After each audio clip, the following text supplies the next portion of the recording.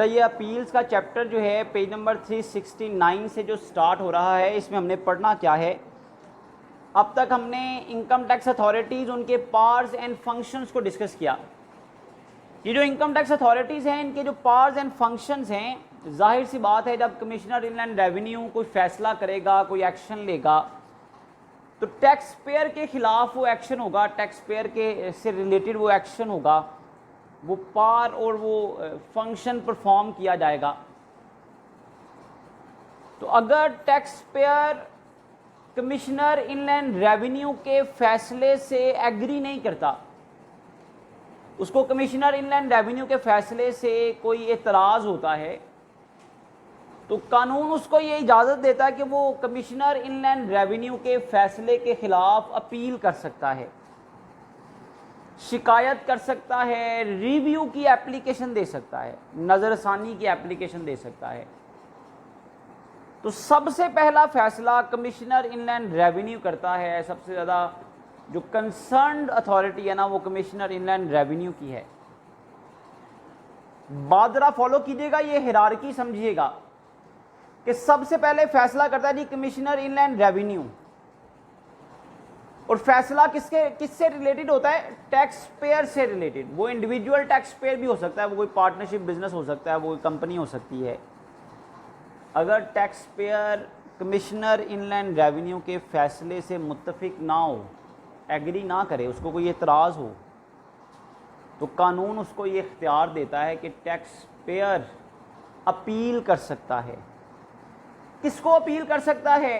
तो पहली अदालत, जैसा कि मैंने बताया था एपीलेट ट्राइब्यूनल पढ़ाते वक्त भी आपको, कि पहली अदालत है कमिश्नर इनलैंड रेवेन्यू अपील्स की। पहली अदालत किसकी है? कमिश्नर इनलैंड रेवेन्यू अपील्स की। कमिश्नर इनलैंड रेवेन्यू अपील्स के पास सिर्फ कौन जा सकता है? सिर्फ टैक्स पेयर शिकायत लेके जा सकता है। जाहिर सी बात है, टैक्स डिपार्टमेंट फैसला करता है तो उससे एतराज़ टैक्स पेयर को ही होगा ना, और तो किसी को नहीं होगा। तो टैक्स पेयर ही शिकायत लेके जाएगा, अपील करने के लिए जाएगा। किसके पास? कमिश्नर इनलैंड रेवेन्यू अपील्स के पास। अब कमिश्नर इनलैंड रेवेन्यू अपील, अदालत का असूल है कि जब भी कोई मुकदमा सुना जाता है तो उसमें दोनों पार्टीज को बुलाया जाता है, प्लेंटिफ को भी और डिफेंडेंट को भी,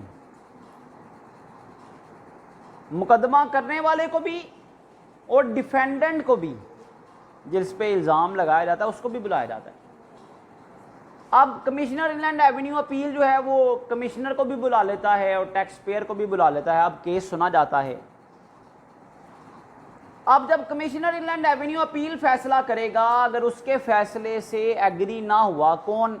या टैक्स पेयर या टैक्स डिपार्टमेंट, दोनों में से कोई डिसएग्री कर सकता है, नाखुश हो सकता है, तो फिर इन दोनों में से कोई भी मुकदमा कर सकता है इससे हायर कोर्ट में, हायर एपीलेट फोरम में। और वो कौन सी फोरम है? Appellate tribunal. पहली अदालत है कमिश्नर इनलैंड रेवेन्यू अपील्स की और दूसरी अदालत किसकी है? Appellate tribunal. एपीलेट ट्राइब्यूनल का फैसला आने के बाद दोबारा अगर ये दोनों पार्टीज एग्री ना करती हुई, तो जैसा मैंने पहले भी बताया था कि सिर्फ टैक्स से रिलेटेड कोई इशू हुआ तो उसको फर्दर प्रोसीड नहीं किया जाएगा, उसकी फर्दर अपील नहीं की जा सकती। लेकिन अगर टैक्स के अलावा कोई और इशू हुआ तो उसके खिलाफ अपील की जा सकती है हाई कोर्ट में।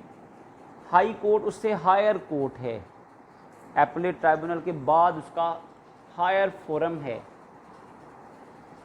और हाई कोर्ट भी इसी तरह फैसला करेगी जी दोनों पार्टीज के हक में या इनके खिलाफ, दोनों में से कोई डिसएग्री करता हुआ, तो आखिरी अदालत है सुप्रीम कोर्ट। तो हमने अभी ये 4 अपील पढ़नी है।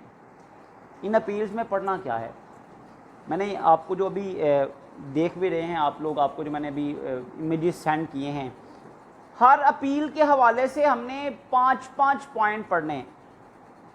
हर अपील के हवाले से पहला पॉइंट पढ़ना जी, who can make an appeal. A point है कौन अपील कर सकता है। हर अपील के हवाले से हमने ये डिस्कस करना है कि अपील कौन कर सकता है।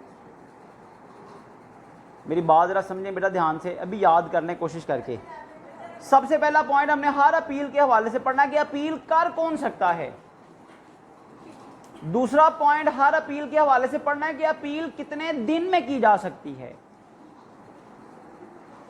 तीसरा पॉइंट अपील के हवाले से पढ़ना है कि अपील की फीस क्या होगी। हर अदालत में फीस, अपील करने की फीस होती है।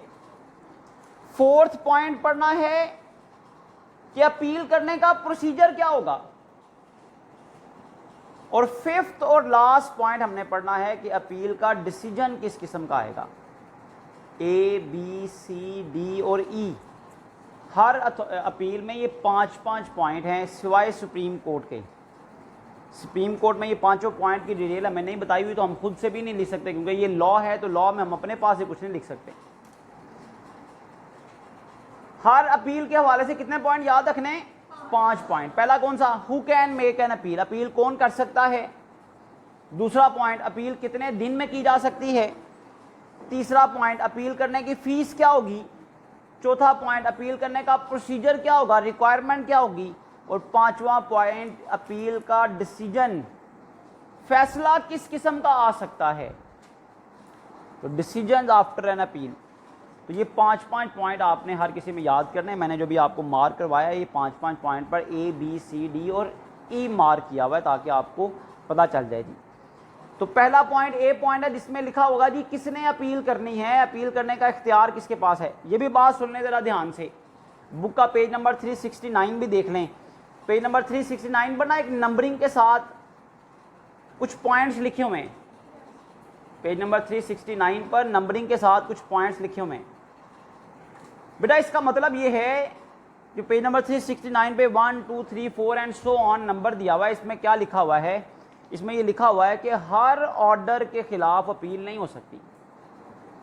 ये नहीं कि कमिश्नर ने कोई भी फैसला किया है और टैक्स पेयर हर बार अदालत में चला जाए, हर बार अपील कर दे। ये बेटा 1 से लेकर 12 तक नंबर हैं।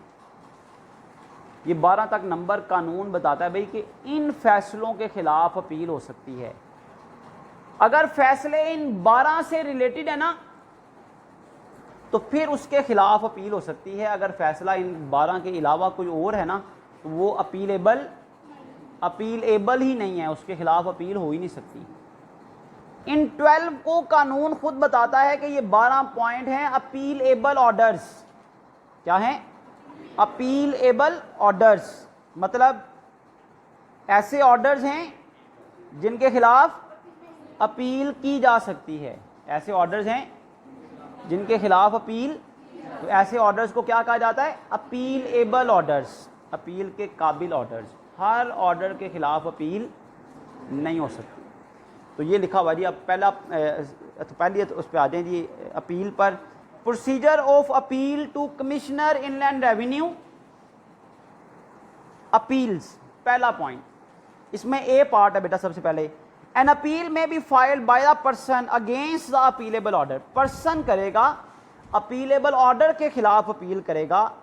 Of the commissioner inland revenue, वो अपीलेबल ऑर्डर जो कमिश्नर इनलैंड रेवेन्यू ने जारी किया है या किसी टैक्सेशन ऑफिसर ने जारी किया है। किसको अपील करेगा?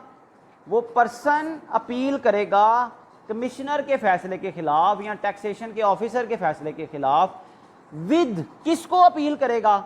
अपील करेगा कमिश्नर इनलैंड रेवेन्यू अपील को। कौन अपील करेगा? पर्सन करेगा। किसके फैसले के खिलाफ? कमिश्नर इनलैंड रेवेन्यू के फैसले के खिलाफ या टैक्सेशन ऑफिसर के फैसले के खिलाफ। विद किसके साथ अपील करेगा? किसको अपील करेगा? कमिश्नर इनलैंड रेवेन्यू अपील्स को। टैक्स डिपार्टमेंट अपील नहीं कर सकता इस सूरत में, क्योंकि टैक्स डिपार्टमेंट ने अभी तो फैसला किया है। उसे टैक्स पेयर ही नाराज हो सकता है ना, टैक्स पेयर ही कॉन्ट्राडिक्ट कर सकता है, वही अपील कर सकता है।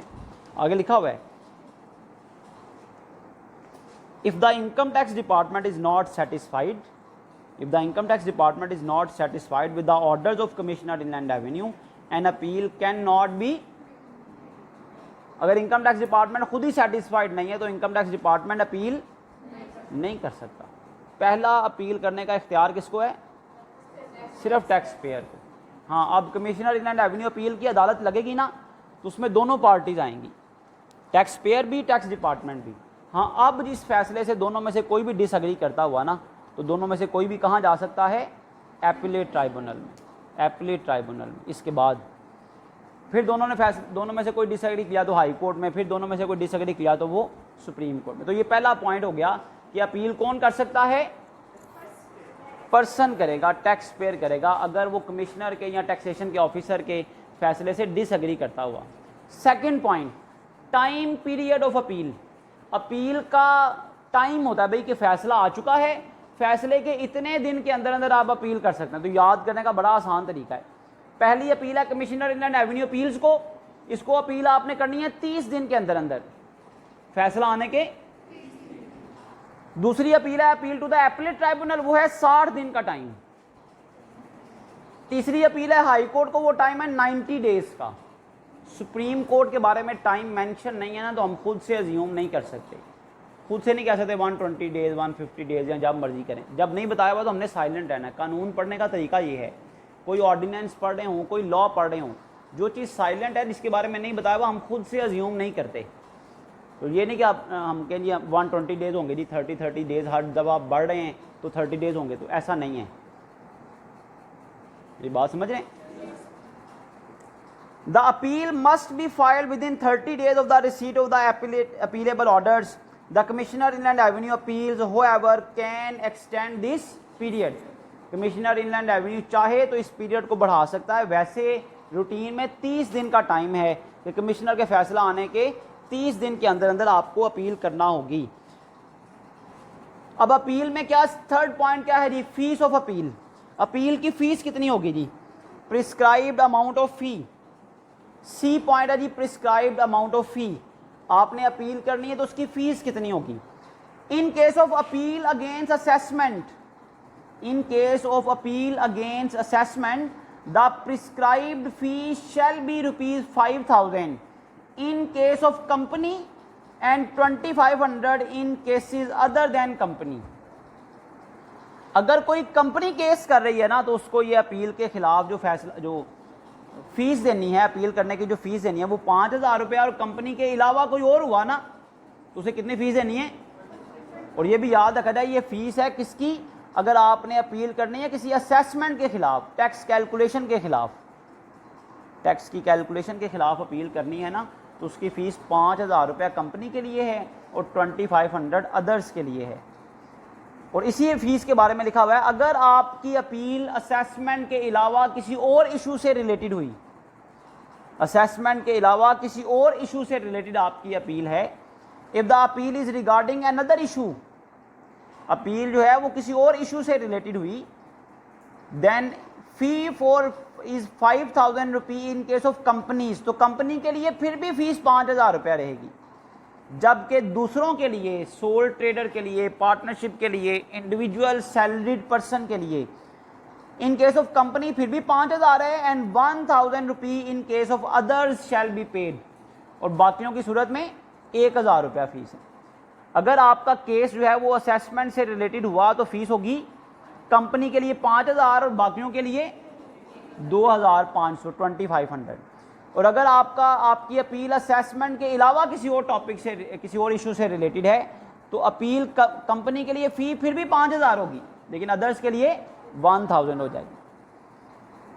ये था तीसरा पॉइंट। फोर्थ पॉइंट है प्रोसीजर ऑफ अपील। हेडिंग बेशक आप चेंज कर लें, एडमिटेड अमाउंट ऑफ लिखा हुआ है, आप प्रोसीजर ऑफ अपील लिख लें। पहला पॉइंट है, पहली हेडिंग है who can make an appeal, दूसरा पॉइंट है टाइम पीरियड ऑफ अपील, तीसरा पॉइंट है prescribed amount of fee, fourth point है प्रोसीजर ऑफ अपील। बेटा अपील करने का procedure, commissioner inland revenue appeals को अपील करने का प्रोसीजर, बात समझिएगा बेटा ध्यान से, शाबाश। किसी भी अदालत में आपने अपील करनी है तो ये बात नहीं भूलनी कि अपील करने का प्रोसीजर ये होता है कि आपने अपील प्रिस्क्राइब्ड फॉर्म पर फिल करके देनी है। जो आपको एतराज़ है ना, वो एतराज़ आपको इस अदालत से एक फॉर्म मिलेगा, प्रिंटेड फॉर्म मिलेगा, उस फॉर्म को फिल करना है और उसमें अपनी अपील लिखनी है, अपनी शिकायत लिखनी है। सादे पेज पर आपने दरख्वास्त नहीं देनी। और फिर अपील करने का असूल ये है कि आप सिर्फ अपील उस हिस्से के लिए करते हैं जिस पर आपको एतराज होता है। मिसाल के तौर पर आपका टैक्स, आपकी असेसमेंट हुई और आप पर टैक्स लगा दिया गया 65,000। कितना टैक्स लगा दिया गया? 65,000। आपके मुताबिक आपका टैक्स बनता था 40,000। आपके मुताबिक टैक्स कितना बनता था? जबकि टैक्स डिपार्टमेंट ने टैक्स लगा दिया 65,000। अब होगा क्या? 40,000 को तो आप एडमिट कर रहे हैं, 40,000 को आप एडमिट कर रहे हैं, जो ऊपर 25,000 है ना, उस पर आपको इतराज़ है। टैक्स आया है 65,000 का, आपके ख्याल से आपकी कैलकुलेशन के मुताबिक आना चाहिए था 40,000, तो 25,000 इजाफी आ गया जिस पर आपको इतराज़ है।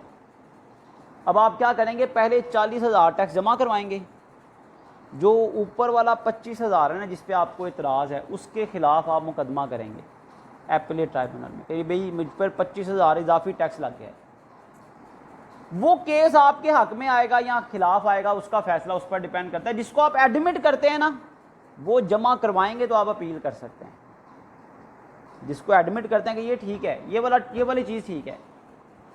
फॉर एग्जाम्पल आप पर फाइन पेनल्टी चार्ज हो जाती जी 50,000, आपके ख्याल से पेनल्टी होनी चाहिए थी 20,000, तो भाई 20,000 पेनल्टी जमा करवाएं, जो इजाफी 30,000 आपके ख्याल से इजाफी लग गई है ना, उसके खिलाफ अपील जमा करवाएं। अपील हमेशा जो कॉन्ट्राडिक्टरी पोर्शन है ना, जो कन्फ्लिक्टिंग पार्ट है, उसके खिलाफ होती है, सारे अमाउंट के खिलाफ अपील नहीं होगी।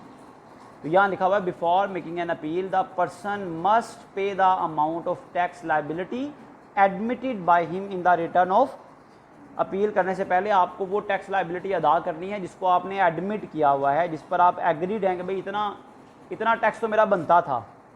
जिसको आप एडमिट कर रहे हैं उसको आपने पे करना है। ठीक हो गया जी? 4 पॉइंट हो गए। सबसे पहले who can make an appeal, second point time period of appeal, third point prescribed amount of fee, fourth point पे एडमिटेड अमाउंट ऑफ टैक्स या प्रोसीजर ऑफ अपील, और पांचवा और आखिरी पॉइंट पेज नंबर 371 पर है decision of an appeal, appeal का फैसला।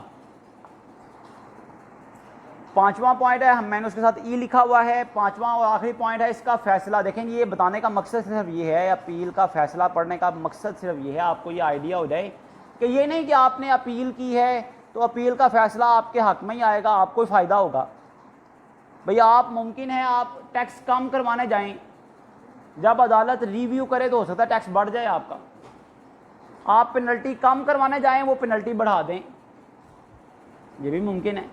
और ये भी मुमकिन है आप टैक्स कम करवाने जाएं और वो कम हो जाए, मुमकिन है आपका टैक्स कैंसिल हो जाए, आपकी असेसमेंट बढ़ा दी जाए, कम कर दी जाए, कैंसिल कर दी जाए, आपकी पेनल्टी बढ़ा दी जाए, कम कर दी जाए, कैंसिल कर दी जाए, कोई भी फैसला आ सकता है।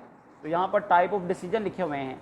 The commissioner inland revenue appeal in disposing of an appeal, appeal का फैसला सुनाते वक्त कमिश्नर क्या करता है? Declare the assessment as correct and confirm it, assessment को करेक्ट कह सकता है और कन्फर्म कर सकता है। कह सकता है भाई आपकी जो असेसमेंट हुई है वो ठीक हुई है, यही करेक्ट है, इतनी ही देनी पड़ेगी, इतना ही टैक्स देना पड़ेगा। रिड्यूस द असेसमेंट, असेसमेंट को रिड्यूस भी कर सकता है। इंक्रीज द असेसमेंट, असेसमेंट को बढ़ा भी सकता है। अन्नुअल द असेसमेंट, असेसमेंट को कैंसिल कर सकता है। इन case of order imposing penalty, और अगर ऑर्डर पेनल्टी के हवाले से हुआ तो पेनल्टी को कंफर्म भी कर सकता है कि जितनी है उतनी देनी पड़ेगी। सेट असाइड, खारिज कर देना, कैंसिल कर देना, सेट असाइड कर देना। यहां लिखा हुआ है और cancel such order. Set aside का मतलब ये अलग कर देना, उसको हटा देना, और कैंसिल का मतलब ये है कि ख़त्म कर देना, भाई पेनल्टी नहीं होगी। इसी तरह कैन इंक्रीज और डिक्रीज द रीफंड अमाउंट, अगर केस रीफंड से रिलेटेड है कि आपने टैक्स ज़्यादा जमा करवा दिया था और अब आप रीफंड मांग रहे हैं कि भाई मुझे मेरा टैक्स वापस किया जाए, तो रीफंड की रकम वो बढ़ा भी सकता है और कम भी कर सकता है। और डी में लिखा हुआ है जी इन एनी अदर केस, और इसके अलावा अगर कोई भी मुकदमा हुआ, pass such order as he thinks fit, orders pass करे जो उसको मुनासिब लगे। ही थिंग्स फिट, जो उसको मुनासिब लगे वो ऑर्डर पास कर सकता है। तो ये पहली authority commissioner inland revenue appeals की ये यहाँ पर कंप्लीट हो गई, बाकी मैंने काट दिया हुआ। नेक्स्ट अथॉरिटी है बेटा नेक्स्ट पेज पर, पेज नंबर 372 पर, appeal to the appellate tribunal. अब आपके लिए याद करना बड़ा आसान हो जाएगा, वही 5 पॉइंट हैं, उसी तरतीब से आपने याद करने हैं। फ़र्क सिर्फ इतना पड़ा जी कि कमिश्नर इनलैंड रेवेन्यू अपील सिर्फ टैक्स पेयर कर सकता है, लेकिन एपीलेट ट्राइब्यूनल में मुकदमा कोई भी करवा सकता है, टैक्स पेयर भी और टैक्स डिपार्टमेंट भी। कमिश्नर इनलैंड रेवेन्यू अपील का फैसला आने के बाद अगर टैक्स पेयर या टैक्स डिपार्टमेंट में से कोई भी डिसएग्री करता हुआ तो दोनों में से कोई भी अपील लेकर कहाँ जा सकता है, एपीलेट ट्राइब्यूनल। वही बात, कौन अपील करेगा, दोनों अपील करेंगे। टाइम कितना होगा जी, 90 डेज होंगे। तरीकाकार क्या होगा, प्रिस्क्राइब्ड फॉर्म पर आपने अपील करनी है और डॉक्यूमेंट्स जो रिक्वायर्ड हैं वो साथ अटैच करने हैं। फीस कितनी होगी जी, फीस कंपनी के लिए फिर 5000 है और अदर्स के लिए 2500 है। फैसला फिर उसी किस्म का आएगा कि असेसमेंट बढ़ाई भी जा सकती है, कम भी की जा सकती है, पेनल्टी की रकम बढ़ाई भी जा सकती है, कम भी की जा सकती है, कैंसिल भी की जा सकती है, रिफंड की रकम बढ़ाई भी जा सकती है और कम भी की जा सकती है। मैं रीड आउट करता हूँ, आप लोग देखिएगा कितना सिंपल हो जाएगा आपके लिए याद करना। फर्स्ट पॉइंट है जी, who can make an appeal. कहता है if the person is not satisfied with the decision of commissioner inland revenue, अगर पर्सन सेटिस्फाइड ना हुआ with the decision of commissioner inland revenue, commissioner inland revenue के फैसले से, he can make a second appeal to the appellate tribunal, तो वो appellate tribunal को appeal कर सकता है। The commissioner inland revenue also, अगर कमिश्नर भी सेटिस्फाइड ना हुआ, if not satisfied with the decision of commissioner inland revenue appeal can appeal to the appellate tribunal. Commissioner inland revenue appeal की सूरत में क्या था भला, कि सिर्फ टैक्स पेयर केस कर सकता था, अगर टैक्स डिपार्टमेंट सेटिस्फाइड ना हुआ तो वो केस नहीं कर सकता था। यहाँ पर लिखा हुआ दोनों में से कोई भी अगर कमिश्नर इनलैंड रेवेन्यू अपील के फैसले से मुत्तफिक ना हुआ तो appeal can be made. Second point है जी टाइम ऑफ अपील, तो मैंने बताया था उसमें 30 डेज थे, इसमें 60 डेज हैं। The appeal by a person or the department should be filed within 60 days from the date on which the orders are communicated to the tax payer.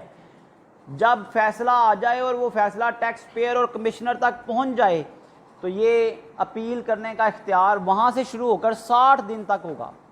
60 दिन तक जो है वो केस किया जा सकता है। The appellate tribunal is empowered to extend this period, appellate tribunal के पास ये इख्तियार है कि वो टाइम पीरियड एक्सटेंड, ये 60 डेज को बढ़ा सकता है। एपीलेट ट्राइब्यूनल चाहे तो 60 डेज को बढ़ा सकता है, टाइम पीरियड को एक्सटेंड कर सकता है। थर्ड पॉइंट कौन सा बेटा, फीस का कर लें या प्रिस्क्राइब फॉर्म या प्रोसीजर का कर लें। यहाँ पर प्रिस्क्राइब फॉर्म पहले आ गया है, प्रोसीजर पहले बता दिया उसने। The appeal should be filed on the prescribed form and documents required should be attached. Appeal जो है वो प्रिस्क्राइब्ड फॉर्म पर होनी चाहिए, छपे हुए प्रिंटेड फॉर्म पर होनी चाहिए और उसके साथ जो डॉक्यूमेंट्स मांगे जाएं वो साथ अटैच करना होंगे। अपील की फीस कितनी होगी, प्रिस्क्राइब्ड अमाउंट ऑफ फी की अपील की फीस कितनी होगी, the prescribed fee shall B 5000 in case of company and 2500 in case of other than company. और ये भी याद रखें, अपील करने की जो फीस है ना वो सिर्फ टैक्स पेयर ने देनी होती है। अगर टैक्स डिपार्टमेंट अपील कर रहा है ना किसी भी सूरत में, किसी भी केस में अगर टैक्स डिपार्टमेंट अपील कर रहा है तो टैक्स डिपार्टमेंट के लिए कोई फीस नहीं है, उसका तो अपना डिपार्टमेंट है, उसकी तो ये लीगल रिस्पॉन्सिबिलिटी है कि वो अगर कॉन्ट्राडिक्ट करता है तो उसके खिलाफ मुकदमा करे, उसके खिलाफ अपील करे। देखिए आगे लिखा हुआ है, no fee is payable if the appeal is being made by the commissioner inland revenue. कोई फीस नहीं देना पड़ेगी अगर अपील कौन कर रहा हो, कमिश्नर इनलैंड रेवेन्यू। 4 पॉइंट हो गए बेटा, who can make an appeal भी हो गया, टाइम पीरियड ऑफ अपील भी हो गया, फीस ऑफ अपील भी हो गया और प्रोसीजर ऑफ अपील भी हो गया। आखिरी पॉइंट है जी डिसीजन ऑफ एन अपील, वो नेक्स्ट पेज पे दिया हुआ, पेज नंबर 373 पर। Decision of the appeal, appeal का फैसला किस किस्म का आ सकता है बेटा, तो वही दोबारा रिपीट हो रहे हैं जी। The appellate tribunal in disposing of an appeal, appellate tribunal फैसला सुनाते वक्त क्या कर सकता है, रिड्यूस और अनुअल द असेसमेंट, रिड्यूस कर सकता है या अनुअल कर सकता है असेसमेंट को, इंक्रीज द असेसमेंट, असेसमेंट को बढ़ा सकता है, रिजेक्ट द अपील, अपील को खारिज कर सकता है, कैंसल और change the order and issue direction, cancel कर सकता है ऑर्डर्स को, हदायत दे सकता है, इंक्रीज और रिड्यूस द पेनल्टी, पेनल्टी की रकम बढ़ा भी सकता है। और मैंने बताया ये पढ़ाने का मकसद और यहाँ लिखने का मकसद उसका ये है ताकि आपका माइंड क्लियर हो जाए कि ऐसा ना हो कि लोग ये समझते हो भाई अपील करेंगे तो हमें फ़ायदा ही होगा। तो इसलिए वो कह रहा है इंक्रीज भी हो सकता है और डिक्रीज भी हो सकता है। यहाँ तक आपने ये करना है। ये अपील हो गई, appeal to the appellate tribunal. इसी तरह अपील है किसकी? हाई कोर्ट की। इंशाअल्लाह कल उसे पढ़ लेंगे तो ये टॉपिक आपका कल इंशाअल्लाह कंप्लीट हो जाएगा। रेफरेंस टू हाई कोर्ट, ये थर्ड अपील है, appeal to the high court. कि आप हाई कोर्ट में अपील कब करेंगे? देखें, जैसे मैंने पहले भी बताया कि कोई एक अदालत जब फैसला सुनाती है तो वो रेफरेंस भेजती है, वो आपको परमिशन देती है कि भाई ठीक है आप इसके बाद हायर फोरम पर जा सकते हैं, वहाँ जाकर अपील कर सकते हैं। तो टैक्स के मामले में अगर किसी को कोई एतराज़ होगा तो पहली अदालत है कमिश्नर इनलैंड एवेन्यू अपील की, दूसरी अदालत है एपीलेट ट्राइब्यूनल की। लेकिन मैंने बताया था कि टैक्स के हवाले से एपीलेट ट्राइब्यूनल का फ़ैसला जो है वो हतमी फ़ैसला होता है, उसको कहीं चैलेंज नहीं किया जा सकता। But if there is any point of law, अगर कोई कानूनी मसला हो, if there is any point of law arising out of the order of the appellate tribunal, लेकिन अगर एपीलेट ट्राइब्यूनल के फैसले से कोई कानूनी पॉइंट, कोई कानूनी इशू जो है वो अराइज होता हुआ, तो फिर आप जा सकते हैं हाई कोर्ट में, रेफरेंस टू हाई कोर्ट। फिर हाई कोर्ट में जाया जा सकता है। अब हाई कोर्ट में जब आप जाएंगे, कौन कौन हाई कोर्ट में अपील कर सकता है? वही बात कि हाई कोर्ट में कमिश्नर भी जा सकता है, टैक्स डिपार्टमेंट भी जा सकता है, टैक्स पेयर भी अपील कर सकता है। प्रोसीजर क्या होगा, टाइम पीरियड कितना होगा, फीस कितनी होगी और डिसीजन कैसा आएगा? तो इसका पहला पॉइंट सेकंड पैराग्राफ में शुरू हो रहा है। If either the tax payer, पहला पैराग्राफ काटना नहीं है आपने, लेकिन सेकंड पैराग्राफ आपका पहला पॉइंट है।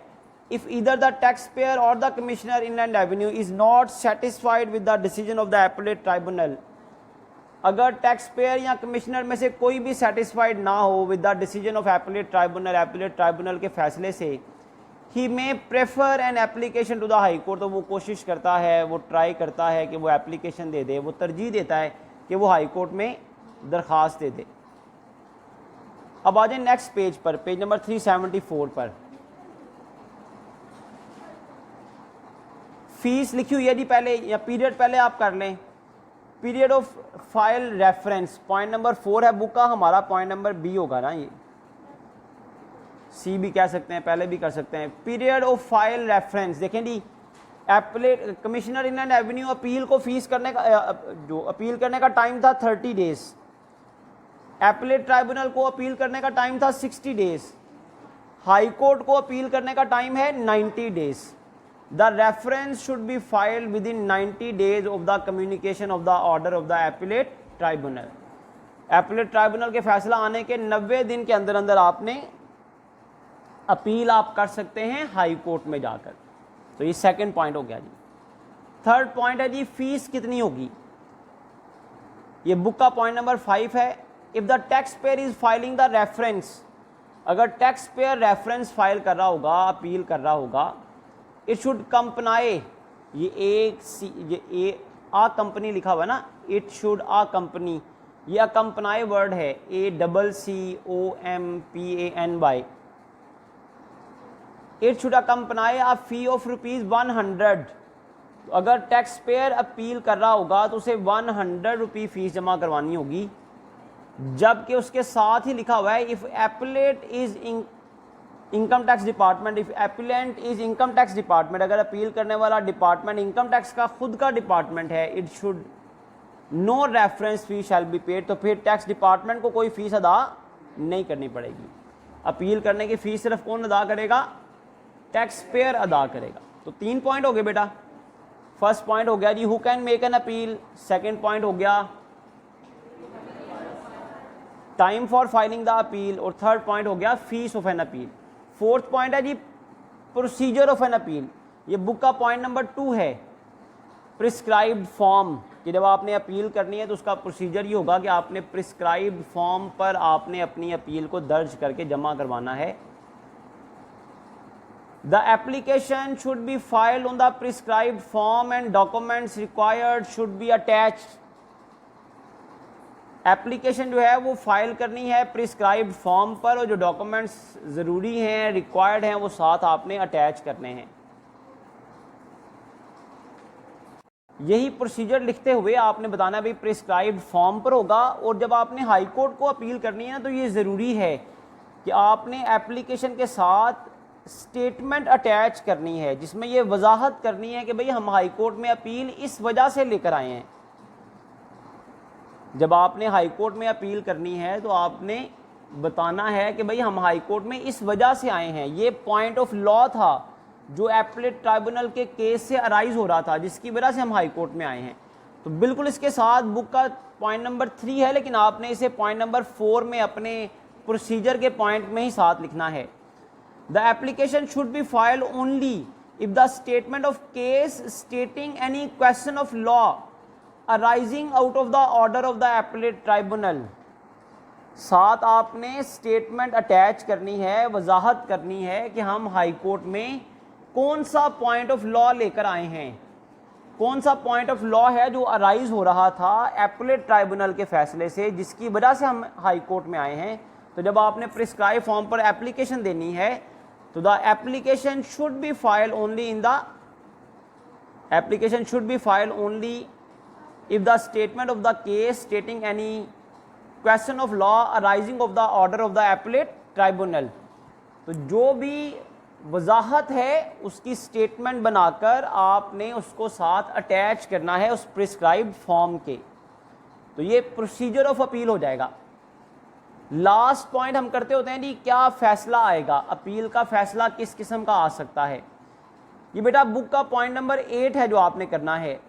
बुक का पॉइंट नंबर 8 आपका लास्ट पॉइंट होगा, जिसमें हेडिंग दी हुई है payment of tax.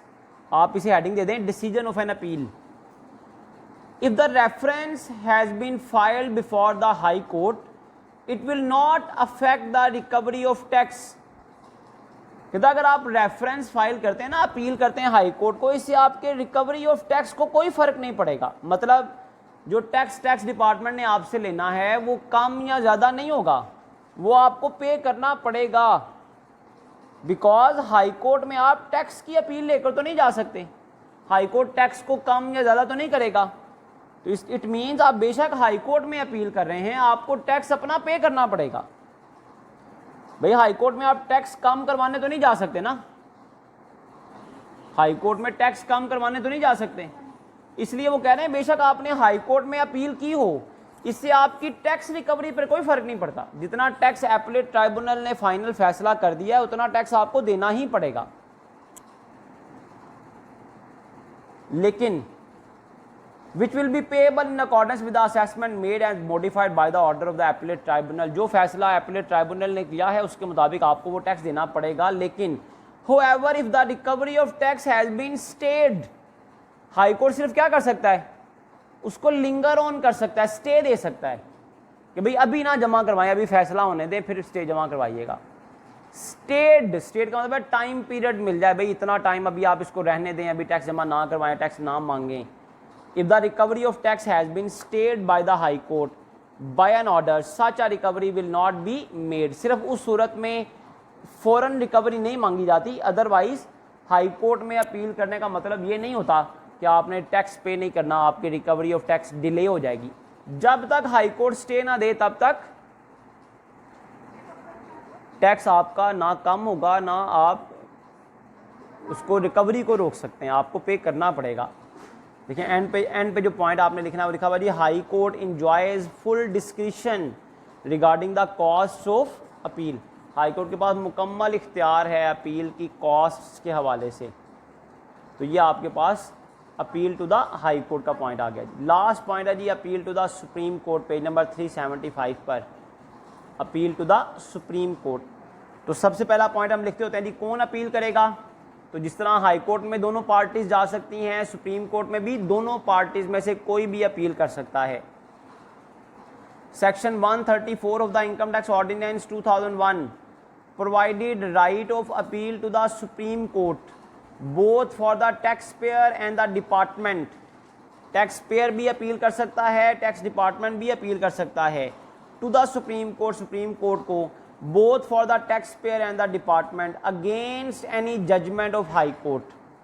High court की जजमेंट के खिलाफ टैक्स पेयर या टैक्स डिपार्टमेंट में से कोई भी मुकदमा कर सकता है on a reference on a question of law, सिर्फ उस कानूनी पेचीदगी को लेकर, कानूनी इशू को लेकर जो अंडर सेक्शन 133 हो। लेकिन वही बात जो मैंने पहले कही थी कि एक अदालत के बाद अगली अदालत, हायर एपीलेट फोरम, आला अदालत में जब आप जाएंगे तो जो जिस अदालत ने फैसला सुनाया है उसकी इजाज़त के बगैर, उसके रेफरेंस के बगैर आप नहीं जा सकते, उसकी तस्दीक के बगैर आप आला अदालत में जाके शिकायत नहीं कर सकते।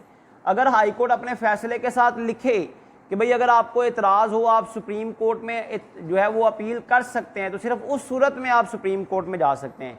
यही लिखा हुआ है, दिस राइट, ये जो अपील करने का हक है ना, was subject to the certification by high court. ये हाई कोर्ट की तस्दीक से होगा, अपने आप को जाकर सुप्रीम कोर्ट में शिकायत नहीं कर सकता। चैनल भी यही है, आप सुनते हैं अक्सर लिखा होता है जी सुप्रीम कोर्ट ने आज खुद नोटिस ले लिया। अदरवाइज आपको कोई एतराज़ हो आप डायरेक्ट सुप्रीम कोर्ट में नहीं कर सकते, आपको पहले हाई कोर्ट में जाना पड़ता है। हाई कोर्ट अगर फैसला सुना दे, वो फैसला आपके हक में ना आए, तो फिर आप सुप्रीम कोर्ट में अपील कर सकते हैं। डायरेक्ट आप सुप्रीम कोर्ट में नहीं जा सकते।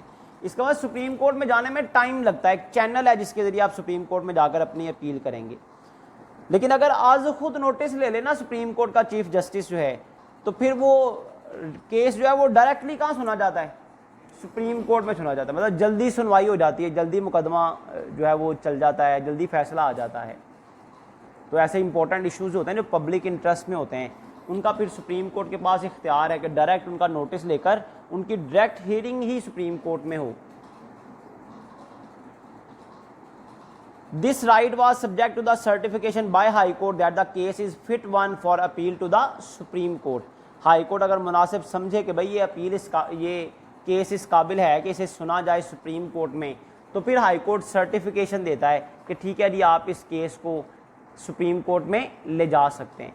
तो बहरहाल इस पैराग्राफ से पता ये चला कि दोनों के पास इख्तियार है, टैक्स पेयर के पास भी और टैक्स डिपार्टमेंट के पास भी, कि वो सुप्रीम कोर्ट में अपील कर सकते हैं। बेटा पॉइंट नंबर 2, इस पैराग्राफ को, नेक्स्ट पैराग्राफ को बेशक छोड़ दें, बुक का जो पॉइंट नंबर 1 है वो आपका सेकंड पॉइंट है, amount of appeal fees. Fee कितनी होगी जी अपील करने की? The amount of appeal fee shall be borne by the taxpayer or the income tax authority as decided by the supreme court. Appeal की fees नहीं बताई हुई हमें यहाँ पर, हम अपने पास से कुछ अज्यूम नहीं कर सकते। इतना लिखा हुआ है कि अपील की जितनी भी फीस होगी ना, वो टैक्स डिपार्टमेंट ने देनी है या टैक्स पेयर ने देनी है, इसका फैसला कौन करेगा? सुप्रीम कोर्ट करेगा। The amount of appeal fee shall be borne by the taxpayer or the income tax authority as decided by the supreme court. उसके बाद बेटा बुक का दूसरा पॉइंट है, आपका ये आखिरी पॉइंट है, क्योंकि इसमें बाकी डिटेल नहीं बताई हुई, टाइम पीरियड भी नहीं बताया हुआ, प्रोसीजर भी नहीं बताया हुआ, तो हम खुद से नहीं लिख सकते। तो लास्ट है the decision of an appeal. Any appeal file before supreme court, कोई भी अपील जो आप सुप्रीम कोर्ट के सामने रखते हैं, बिफोर सुप्रीम कोर्ट को पेश करते हैं, concerning disputes under the income tax ordinance 2001, जिसमें आपको इतराज़ होता है इनकम टैक्स ऑर्डिनेंस 2001 के हवाले से, shall be heard by bench, उसको एक बेंच सुनता है, कॉन्स्टिट्यूटेड फॉर दिस पर्पज, जो कि हर केस के लिए बनाया जाता है, बेंच बनाया जाता है। बेंच का मतलब क्या हुआ? जजेस का पैनल, जजेस का ग्रुप, 1 हो 2 हो 4 का बना दिया जाए, 5 का बना दिया जाए, 7 का बना दिया जाए। The court after complete examination of the case shall give its judgement, अदालत जो है वो मुकम्मल तफसील सुनने के बाद, केस की एग्जामिन करने के बाद फिर अपना फैसला सुना देती है, जो भी फैसला हो। क्योंकि टैक्स से रिलेटेड मैटर्स तो नहीं ना है कि हम वो कहें भाई टैक्स इंक्रीज़ कर दे, डिक्रीज़ कर दे, पेनल्टी बढ़ा दे, पेनल्टी कम कर दे, रिफंड बढ़ा दे या कम कर दे, ये इशू सुप्रीम कोर्ट और हाई कोर्ट में तो नहीं जाने ना। तो यहाँ पर आपका ये जो टॉपिक है अपील्स का, ये भी कंप्लीट हो गया। पेपर में ये क्वेश्चन 2 तरह से आ सकता है, ये आपको पता होना चाहिए। अलग से वो लिख सकता है भाई पेपर में कि आप ये अपील्स लिखें जी, चारों अपील्स लिखें, appeal to the commissioner inland revenue appeal लिखें, appellate tribunal, high court and supreme court, एक ही क्वेश्चन में चारों अपील लिखनी हो। मोस्टली बीकॉम में जो क्वेश्चन आता है ना, वो आता है किसी अथॉरिटी के साथ ना एक अपील अटैच होती है, लिखा होता है जी लिस्ट डाउन या explain the powers and function of commissioner inland revenue and also discuss the procedure of appeal to the commissioner inland revenue appeals. FBR की अथॉरिटी आई, साथ ही लिख दिया भाई appeal to the appellate tribunal बताएं साथ, लेकिन आपका मोस्ट प्रोबेबली ये सेपरेट ही क्वेश्चन होगा। आपको बहरहाल ये इस तरह प्रिपरेशन करनी है कि इन तीनों अथॉरिटीज़ और इस एक अपील में से एक क्वेश्चन पेपर में ज़रूर आएगा।